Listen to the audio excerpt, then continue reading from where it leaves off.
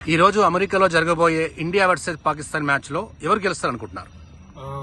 నేనేమనుకుంటున్నానంటే pitch అంటే bowling pitch ఉంది. So కాబట్టి మన దగ్గర పేసర్ బౌలర్స్ ఇంకా ఆల్ రౌండర్స్ ఉన్నారు. సో ఇప్పుడు శివం దుబే, హార్దిక్ పాండ్యా, ఇంకా అక్షర్ పటేల్ లాంటి ఆల్ రౌండర్స్ ఉన్నారు. సో ఇప్పుడు మన బ్యాటింగ్ టీంతో పాటు బౌలింగ్ టీం కూడా గట్టిగా ఉంది. ఇంకా చూస్తే పాకిస్తాన్ కూడా లాస్ట్ టైం ఆడింది.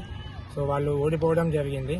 సో మన వాళ్ళు గెలిచి వచ్చారు కాబట్టి వాళ్ళకి గెలిచి వచ్చారు కాబట్టి అదే ఒక ఉత్సాహంతో ఈ ఒక్క మ్యాచ్ గెలిచే అవకాశం ఉంది. పిచ్ బౌలింగ్ పిచ్ కాబట్టి ఎక్స్ట్రా బ్యాట్స్మెన్స్ కూడా మనకు ఉన్నారు. సో కాబట్టి ఒక 120 అట్లా 150 వరకు అట్లా టార్గెట్ ఇచ్చినట్లయితే సో ఖచ్చితంగా మన వాళ్ళు గెలిచే ఛాన్సెస్ ఉన్నాయి. సో లాస్ట్ టైం మనం ఆడిన మ్యాచ్లో చాలా తక్కువ వ్యవధిలోనే వాళ్ళను కట్టడి చేసి ఆల్ వికెట్ తీసి ఇంకా 12 ఓవర్లోనే మనం వాళ్ళను ఓడించడం జరిగింది. So hit man Rohit Sharma కూడా ప్రస్తుతం హాఫ్ సెంచరీ చేయడం జరిగింది.